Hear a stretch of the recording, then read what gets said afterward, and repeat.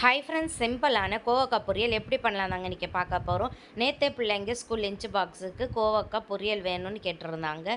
கோவக்காய் பொரியல் எப்படி பண்ணி பிள்ளைங்களுக்கு கொடுத்து விட்டேன்னு சொல்லி இந்த வீடியோவில் நம்ம பார்க்கலாம்.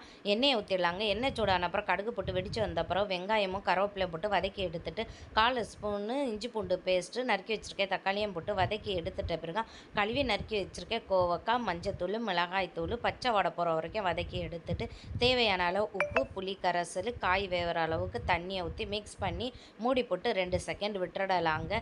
2 செகண்ட் கழித்து ஓப்பன் பண்ணி பார்த்துட்டு நல்லா கிளறி விட்டுட்டு திருப்பி மூடி போட்டு ஒரு 5 நிமிஷம் வேக விட்டுடலாம் கோவக்காவை. இப்போ 5 நிமிஷம் ஆயிட்டுங்க.